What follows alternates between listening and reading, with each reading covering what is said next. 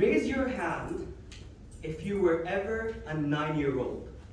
Ever a 9-year-old? No. Tahir, did you skip year 9? Did you went from 8 to 9? What were you typically doing at the age of 9? Playing with friends, sleeping, going out, watching Ben 10 if that was your thing at the time. Different people were doing different things. Allow me to introduce you to a 9-year-old Khurram with a lot less hair, no beard, and definitely a lot more skinnier. That 9-year-old Khurram was introduced to something called a youth leadership program. It wasn't by a stroke of genius, or not that I wanted to, I was passionate about public speaking or I was 9 years old. But my elder brother was joining this program and my mother was like, Yalla, you too. But from that age of 9, I was introduced to this whole wild world of youth leadership program, then the Gable Club, then the Toastmasters Club when I chartered, all the way up to district leadership as well. And throughout each of these stages, I learned various skills, met different people, and never looked back. One thing that I realized pretty quickly is that in the world of Toastmasters and in the world, there is what leadership is and how it's being practiced as of now, and what leadership should be. And Toastmasters International is the perfect bridge between the two. Master of Ceremonies, ladies and gentlemen, good evening. Good evening. I realized pretty quickly that when you're going through different aspects of leadership, you're going to face a lot of challenges. You're going to go through so many things as well.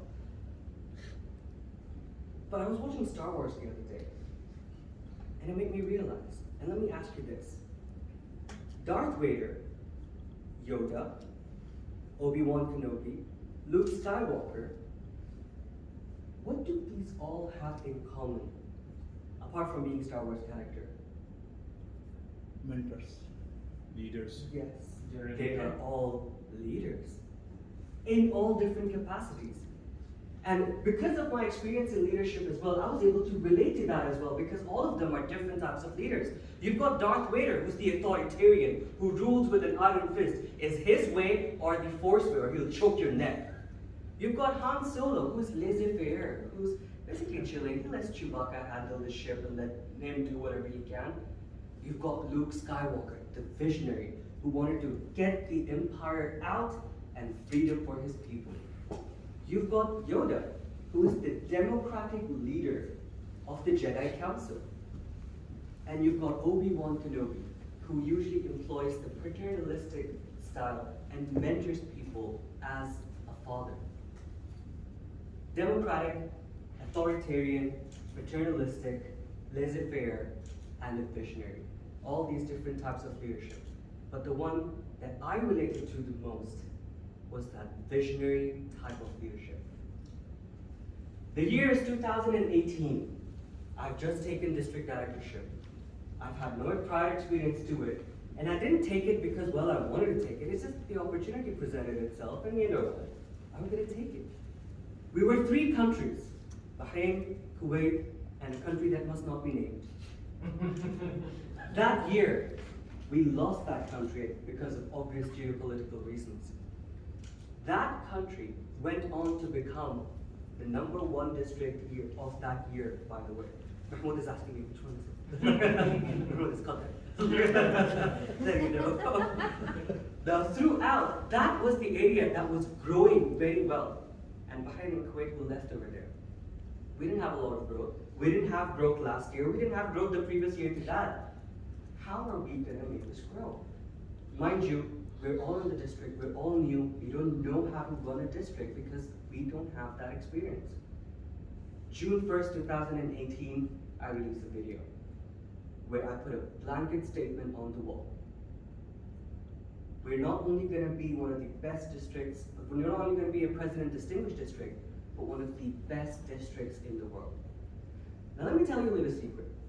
You know these presidents of the clubs and these area directors and division directors, all these different leadership positions? when they tell you, we're gonna do this, they tell the team, it's okay if we get there, but it's okay if we don't as well. 2019 May, I got a call from one of our area directors who mentioned, Khurram, your vision was to be one of the best districts in the world.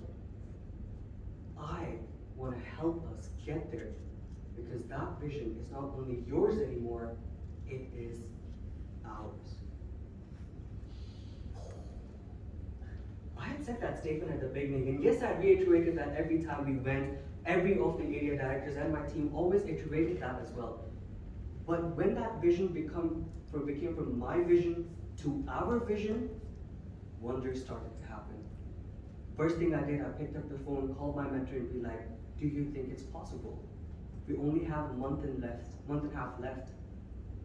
But because that vision went from mine to ours, though we were the last district in the world to achieve that, we became Smedley Distinguished and top 10 in the world that year.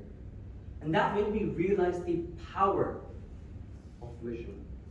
If there's one thing that is extremely important for you as a leader, it is your vision that you set for your team.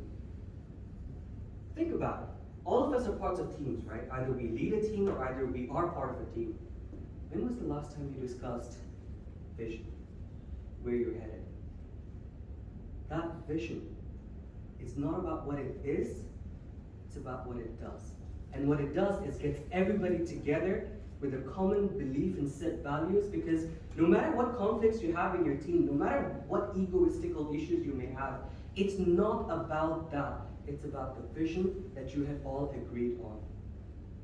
Ladies and gentlemen, pessimist complains about the wind. An optimist expects the wind to change.